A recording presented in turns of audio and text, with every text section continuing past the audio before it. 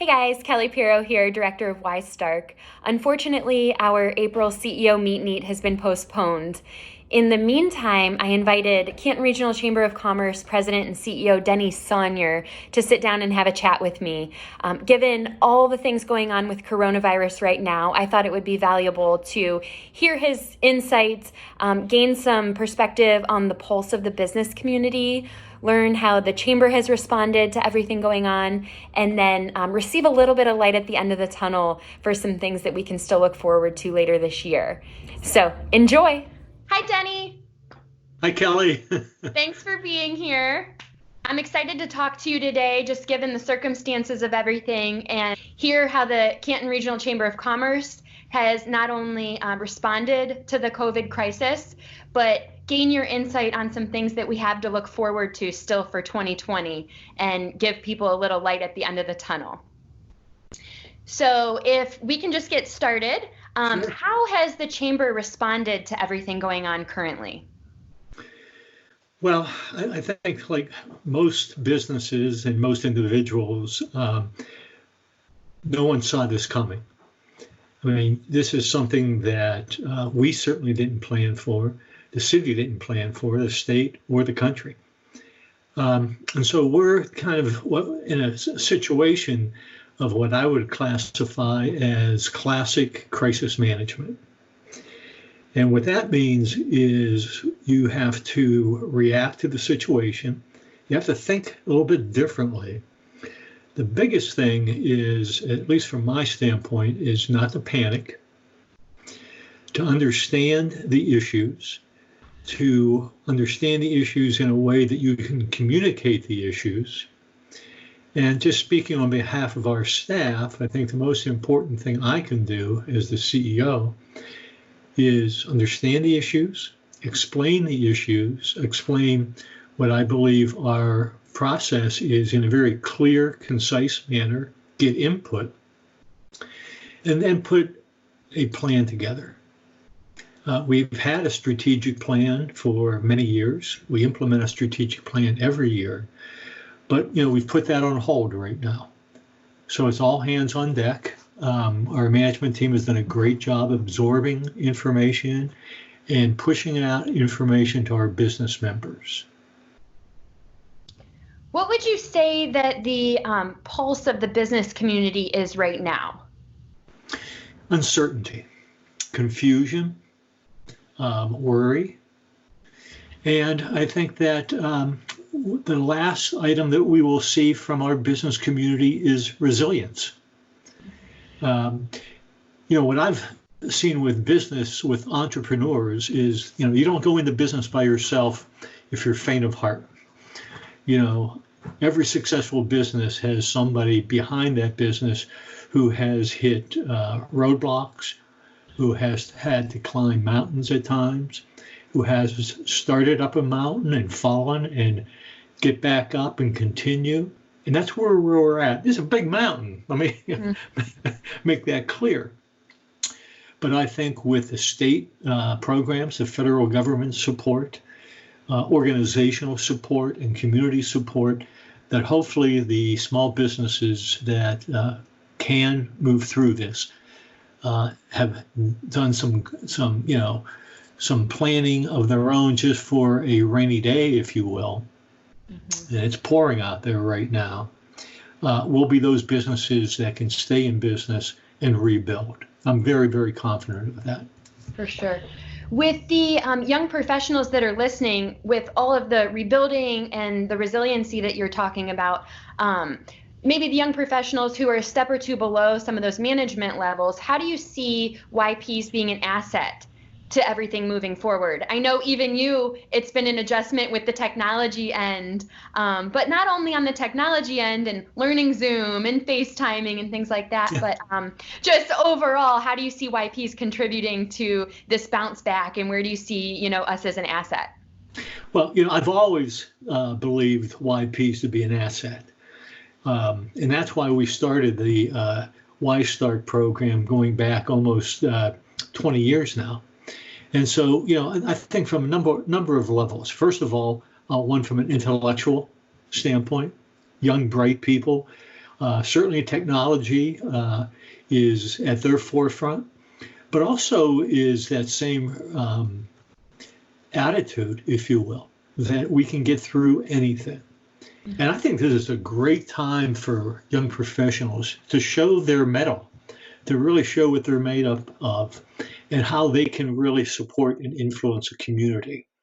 And that's through volunteering, that's through giving blood, that's from helping your neighbor or someone you work with. What we have to remember is we're all going through a health crisis, a financial crisis, but also part of that health crisis, and we should not be afraid to admit this, is a psychological crisis. Mm. And, that affects all generations. So if you're healthy and you're able to, with proper precautions and social distancing, see how you can help in the community. Is there somewhere you can volunteer? Is there a neighbor next door? Is there a family member that you can reassure as a YP? And in business, obviously, I think that, we're all in this together. We all have to take a look at what needs to be done in all of our business units. The chamber is no different. You've been a great asset to us at the chamber.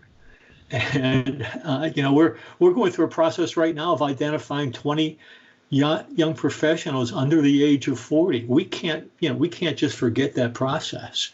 That's a very important process. It's very meaningful, not only to those 20 individuals, but to the community. You're our leaders today and tomorrow. Mm-hmm. I think going through that 20 under 40 process right now, I can't wait to release those names and have everybody kind of take a look at who's on that list, because it really does remotivate you and get you fired up to, okay, I need to continue making an impact in the community. And right now there's so many opportunities to step up as a leader. I know we've talked about that inside of the chamber with Leadership Stark County, Ystark, the Canton Regional Chamber of Commerce, our events department with the Hall of Fame Enshrinement Festival events. Speaking of the festival, I know that we need a lot of new young volunteers for the Hall of Fame Festival. Has that changed for this year, or what'll that look like, or do we need them now more than ever for those events? Well, what we do, it's a great opportunity to volunteer in the community, but let me say something very clearly here.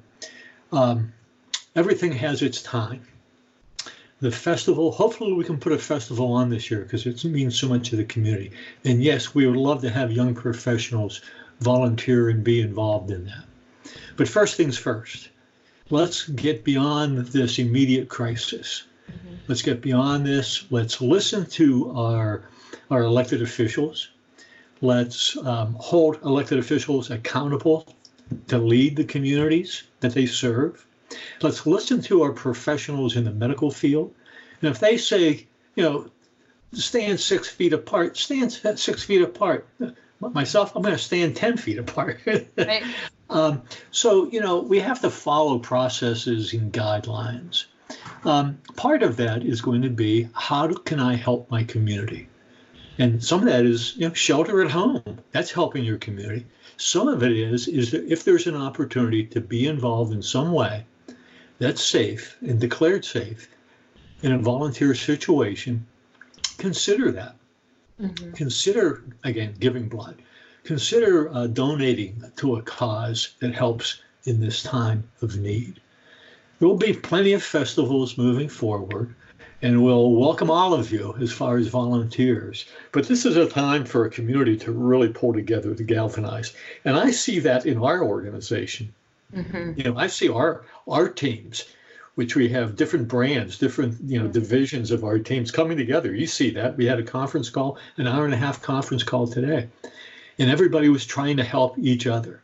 Mm-hmm. So, the good news here is I think we're going to come out of this realizing that, we're not islands. We need to help one another. Communities need to help communities. No matter what the generation, we need to be working collaboratively, collectively, and helping each other's generation. Mm-hmm. So let's look at the positive. God bless us all. Yeah. I'm one of tremendous faith, and so I'm not too humble to say that, I get on my knees in the morning and in the evening and pray for a lot of, hope. We need that right now. We also need a lot of work to be done. So with faith comes good works too. So. For sure.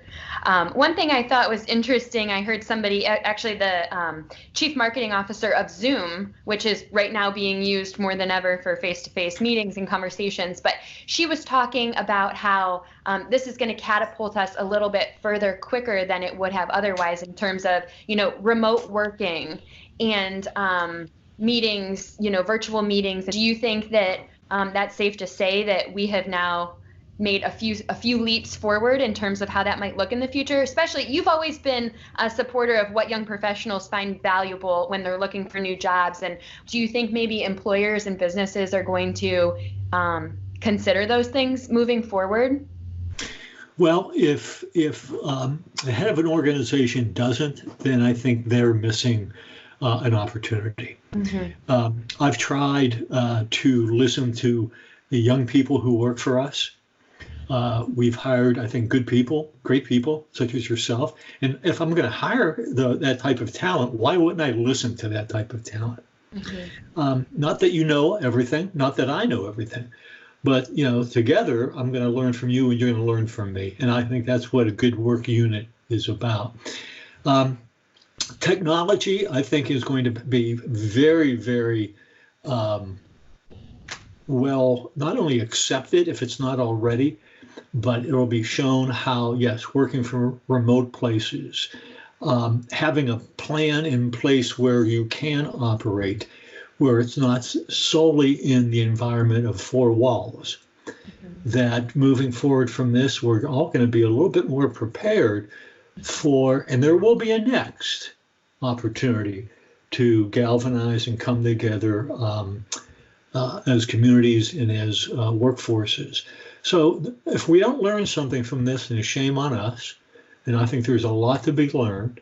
Mm-hmm. But right now, I think the important thing is to look at each day, look at the needs of each day, and develop the processes in a strategic, well thought out manner with a lot of input from young and old and whatever, mm-hmm. To come up with the best possible solutions.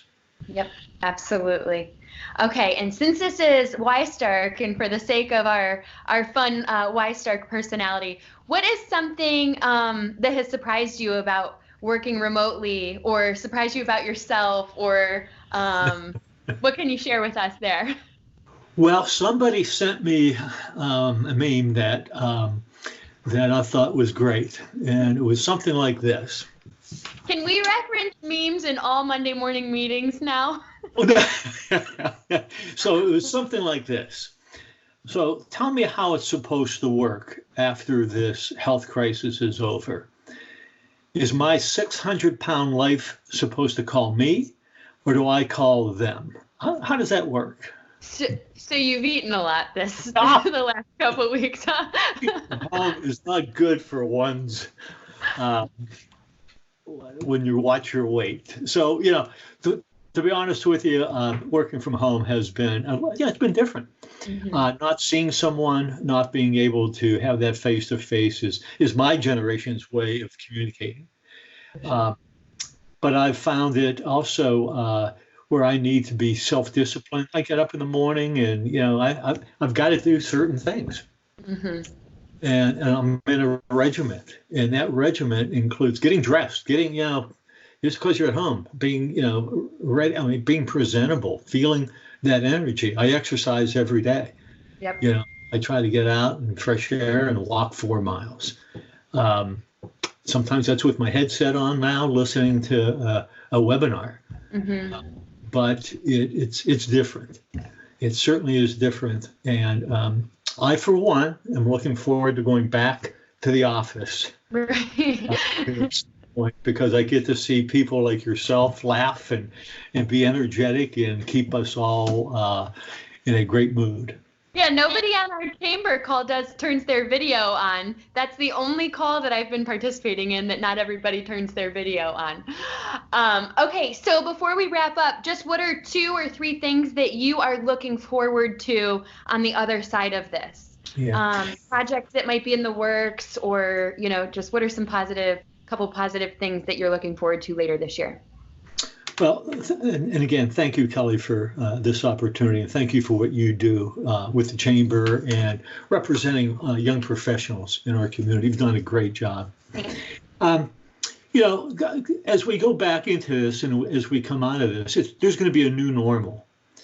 Whether it's working more from home or even that new normal might be even being a little bit nicer to our coworkers. Mm-hmm.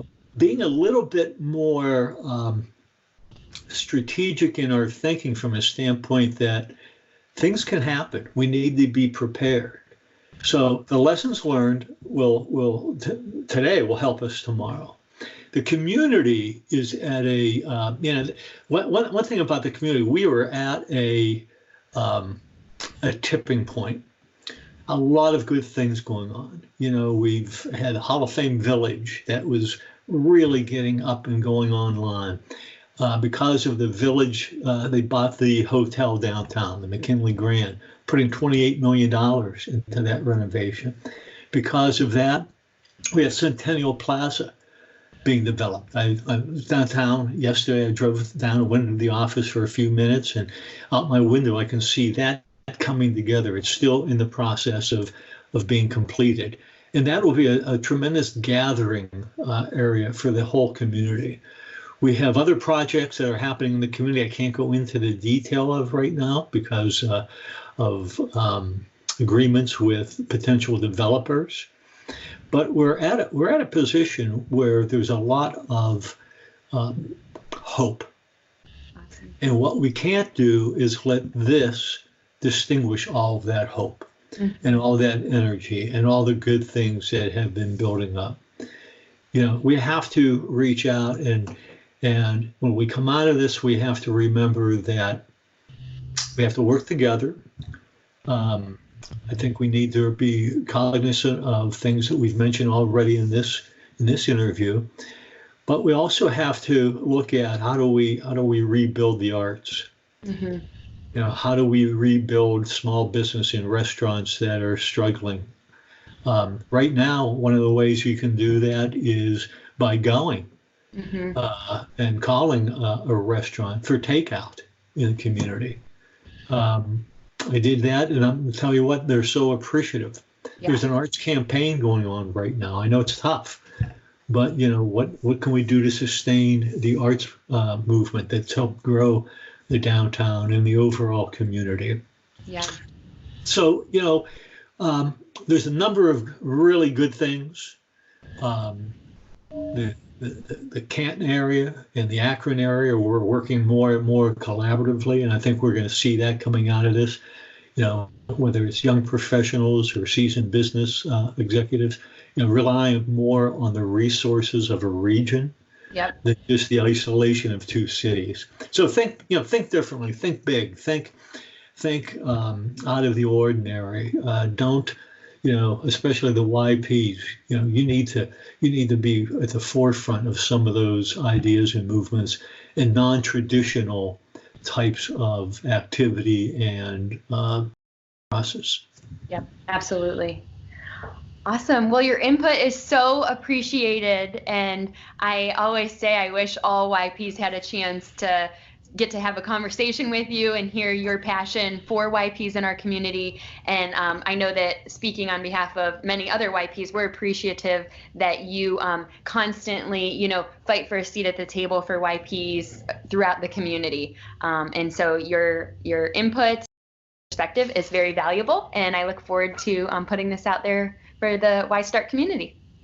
Well, Kelly, thank you so much, and thanks to all the young professionals, young people in our community. Thanks for staying here. Thanks for moving here. Thanks for believing in the community. Yep. And with you, we have a bright future. Awesome. Thank you, Denny. We'll talk to you soon. Bye, Kelly. Bye.